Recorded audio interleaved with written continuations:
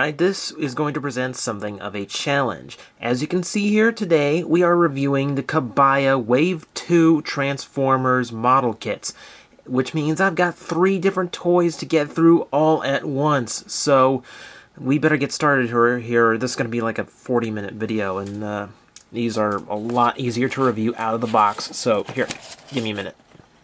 First rule to building these, do not get carried away opening the box. The instructions you need for transforming and stickering are on the inside, literally. So don't go ripping it open. Take your time. Also, I'd recommend stickering the toy before assembling. Well, as much as you can. There are some stickers that do require the toy to be built first. But I find it's a lot easier to get the details on when there aren't other parts in the way. So do whatever you can before assembly, and the ones you can't, well, save toward the end. The models themselves are really simplistic. There are very few parts that will permanently attach together. Most of it's just pegging into the points where it transforms. So as a model kit, it's about as simple as it gets, but it's still kind of fun to do. I'm going to start with Prowl for several reasons, but mostly because he's really the oddball out of the bunch. He's really the only character that isn't some big toy or some leader-type character to begin with, and also he's a good example of a lot of the problems you're going to run into with these things. First off, of the batch, he is proportionally the biggest. Now, that is not to say that he is the largest of the series, but when you put him up against Magnus, he is laughably huge. It is way, way out of proportion here. But that's a minor concern. I just find it funny. Size-wise, if you want something a little bit more normal, there's your Legends Jazz. So, he's got some size to him in this mode. I mean, these are about Scout size. So, that'll give you a good frame of reference. Aside from this, I'm not going to focus on vehicle modes too much this time, because you can see, well, he's pretty much a standard, basic little cop car here, based on his Universe 2 toy. Now, all of this you see here, almost all of this is stickering. This is the big thing to a lot of these sets. Prowl is the easiest to sticker, because he's got a lot of nice, big, smooth areas, but he also has a few little problems. For instance, the light bar, that's all stickering. Now, there's some weird way you can fold those little tabs together and kind of have it hold itself together, but more often than not, it's going to come apart because it's just one big curved piece of plastic that doesn't like to adhere to. There's 2 things you got to keep in hand at all times when dealing with little model kits out of Japan. A toothpick and a stick of glue, because you are going to need to handle some stubborn stickers from time to time. But the overall effect is nice. I mean, this is probably a really good candidate if you want to try and paint this up, because there are some things lost. You know, the black spoiler, for instance, looks a little out of place. And there's a lot of trim around the doors and the windows that didn't get covered. But overall, not a bad job. Now, I'm not going to demonstrate transformations on these either, mostly because it's part forming and hardly makes good video. And now to robot mode. You can see here Prowl is pretty well accurate to his Henkei version. Well, I should say the Universe 2 version, but well, that's where his paint scheme is inspired from, since this is based on the Japanese toy. You've got the door wings here, all appropriately placed. Black on the missile launchers on his shoulders instead of the white, though they are perfectly adjustable.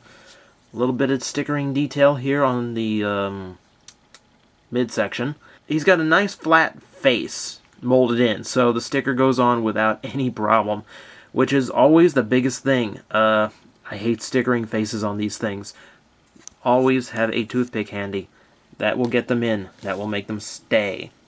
Articulation-wise, well, these are little tiny cheapo model kits, so there's not much to expect. I will tell you, they do cheat because his doors are attached to his shoulders, though they are only just pegged on there, so you've got a little bit of give, so you can adjust them a little bit. But he's got the shoulder up and down, he's got the elbow up and down. You can see he also comes with his gun, which actually does store away in the exact same spot it does on the larger toy. So he can store it in vehicle mode, which is a nice little touch. As far as posing on the legs, outward hips, that's pretty much all you got. It's, as I said, it's a very basic little toy. You're basically getting an upscaled Legends toy with some better detailing. If you go in thinking of it as that, as just a giant legend, then, well, you might be happy with what you paid for it. But this is probably one of the weaker ones of the batch, so let's move on to the next toy. Up next, Ultra Magnus. Strangely enough, based off of his titanium toy, which seems really random for a Japanese figure, but, well, you work with what you got, and that's probably the best place to have started. You can see there is a lot of detail changed from the original molding. For instance, blue plastic is a lot darker.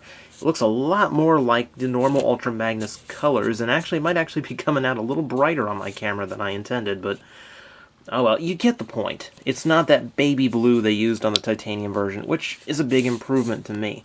Now, detail-wise, they also added in a few normal things, like his trailer door actually folds down. Now, this is where the scale thing gets a little strange, because, again, you can see a little bit of scale, but no, that's not going to work. But for this toy, you know what does work? World's smallest. That's right, if you cannot afford one of the ludicrously expensive kits for WST Magnus, this thing fits perfectly. And stores Prowl just right. Perfectly in scale and vehicle mode with these. So you've got just what you've always needed for your World's Smallest collection. Ultra Magnus, right where he needs to be. That's pretty much it. Like the others, there is no actual wheels on this thing, so he doesn't roll. He does get his missile launchers, which can be positioned here, or on the sides, so you've got an option there. And once again, this is all stickering detail. Hey, the front sticker is the one that really you can't put on until after assembly, so that's the only one to really keep in mind. Everything else is pretty standard. You do get the little smokestacks, so all the details are there. So he does do a pretty decent job looking like a tiny Ultra Magnus. So, with spinning gimmick, let's move on to robot mode. In robot mode, Ultra Magnus retains a nice stature to him, as well as an accuracy to the titanium version, as well as some Henkei-inspired upgrades. For instance, a lot more red on the chest. It makes him look a lot better. A lot better, actually. Though, that sticker does get annoying because I'm sorry to make you look at his crotch, but I want you to see how much of that sticker does not quite reach the surface. Because there's two little pegs that they molded in for some reason that keeps this thing from going perfectly flat against his belly. It'll stay on. It's just, I hate that overhang. I hate the overhanging sticker thing. No, that's what little Japanese models do, so there's not much I can do about it. You can see also, face molded in, and you have to put the sticker over it. This is why you keep toothpicks around. Not a bad job on the head, though the camera's white balance seems to keep me from getting much of the detailing in. You can see it well enough, I guess. He keeps most of the details from the titanium while upgrading them again. You can see the shoulders are correctly placed on this version, and so is the head. So you've got a lot of upgrades for such a tiny cheapo toy that the $15 titanium didn't do. Again, shoulders and elbows are pretty much all you're going to get. His head does rotate, as does Prowl's, which I forgot to mention. Apologize. And outward hips again. It's pretty much all you can expect on any of these. So again, he's a big Legends toy. He also gets the gun, which does store away in vehicle mode. Again, I forgot to demonstrate it. And the vehicle mode's actually impressive here because, well, Magnus wins as far as part forming goes. He doesn't do nearly as much as Prowl or Jetfire. So you've actually got a lot of, this guy's got a lot of upsides going for him so far. One thing I will mention, since I think it's such a cool thing that his vehicle mode matches the World's Smallest so well, the same isn't true for the robot mode. He's kind of gargantuan. So, unfortunately, that doesn't work. But I've got one more trick up my sleeve with this guy. Just have to wait till the end to see it, though, because we've got one more to get to. And finally, Jetfire, based off of his Classics toy. Again, well, pretty decent job sizing him down for a part former. A lot of stickering detail again. I will tell you, this is probably the most frustrating one to sticker because he's got a lot of little ones to emulate all his detail and a lot of these big areas because there is no molded red plastic in this series. Even though it looks like it might have been a good idea in some parts. Now, as you can see, everything is molded for his fully upgraded form in the classic style. He's got his guns already folded out, his big engine packs ready to go, and there's no way to really change this. The guns don't fold in or anything, they're left out permanently, so if you wanted those big thruster units sticking out just like a Macross jet, he can't really do that. He does get all the little guns, and these are adjustable here on the sides, and you also have his guns with the permanently molded in missiles on the side. You can see he actually does transform a lot like his Classics counterpart, despite the part formering. For those desiring a more normal looking appearance for their jet, the same way Classics Jetfire can do, that we can accomplish. This thing is removable, and all the detail molding on the bottom is still present. So, we fold these up, and you have a much more normal looking jet with the wings that can adjust just like the big version all the way out as far as you want or as close in as you want. So you get a little play option with this one, which I always enjoy, especially in a little tiny figure like this where it's often left out. Now there's a few inaccuracies. This was molded in blue for some reason. I'm not going to argue it, but it gets a little annoying. But you can also see a lot of the stickering detail on the back, which actually manages to stay put because it's all flat surfaces, which I always appreciate when a little model kit that relies on stickers has flat surfaces. So, let's go to robot. Last but not least, we have Jetfire in the full robot mode with the butterfly wings. I don't know why they ever engineered him that way. You can see, again, he's based on the Henkei as far as detailing and stickers go. So he's got the red eyes instead. He's got a lot of minor detailing on here on his chest. You can see a little bit on his hips as well. And well, a better shot of his guns and hands and such. Hips, again, are all stickered just like all three. A little bit more molding on the legs. He does a decent job. And he actually looks quite a bit like the upscale toy.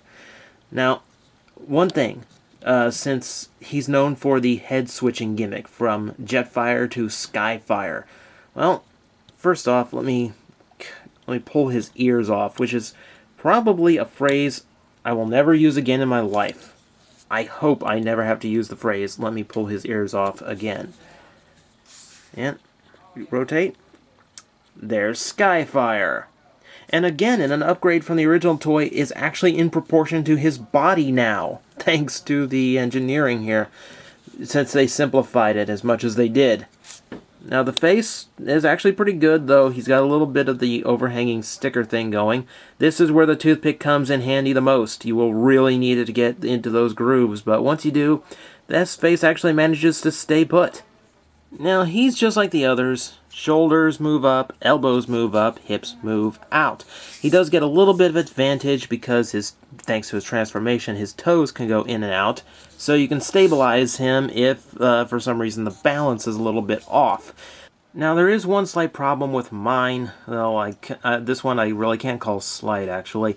Because unfortunately I didn't think this was a problem until I started filming, but this back piece, for some reason, is refusing to peg on for me very well, which is bad because it holds this. Now, just like the Classics version, the guns fold forward, so you can have them in robot mode. Unfortunately, because of all this pegging, this was pegging on fine for me. And then, of course, I wanted to review the toy, so now it's trying to come unpegged. The peg is not holding on at all. This is probably just a problem on mine. This is one of those little goofy things where the mold is just a little bit off. Most likely yours will be fine, so as always, mileage may vary. But it is commendable that they do have that full gun mode that he has from the Classics version, though I really wish the Jetfire mode doesn't really work because, one, his little pylons are now black, and two, huge guns sticking out the top. He basically becomes a gun tower. He's probably the weakest of the three in robot mode. though he really shouldn't be. So those are the Kabaya kits in a nutshell. Yeah, they're about on par with a Legends figure as far as articulation goes, but they're fairly well designed, and if you don't mind part forming, they do quite a bit that actually gives them a little bit of credit. They are desk toys. They are very nice scaled for just keeping on your desk and fiddling around with when you get bored at work. It's that kind of toy. Overall, you know, the big thing these things have going for them is they are dirt cheap. I mean, for 8 of these in a box, I mean, it comes out to about $3.50 a pop. So you do get a pretty detailed giant legend for practically nothing. My best advice to you, if you're on the fence on these things and you don't want to have a bunch of extras lying around like I currently have, find a friend that wants them too. Check them out at a store like HobbyLink Japan, where I got mine, for the person who always asks where I got them and doesn't see the link in the description. And, you know, go half and half on them. That way there's only 2 left over and everyone gets what they want. And you get them even cheaper that way. So, overall, yeah, they aren't spectacular. But for the cost you're getting them for, they're great. And, in fact, they do have one extra advantage. Once again, Ultra Magnus wins because look at the scale with Legends figures. It's pretty much perfect. And we're about to get dumped on with Legends G1s.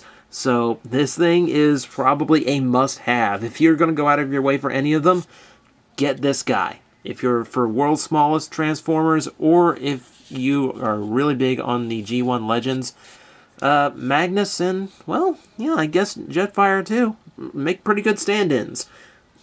Prowl's just over here. He's going to go be a giant over here now. But that being said, I do have a ton of these things left over.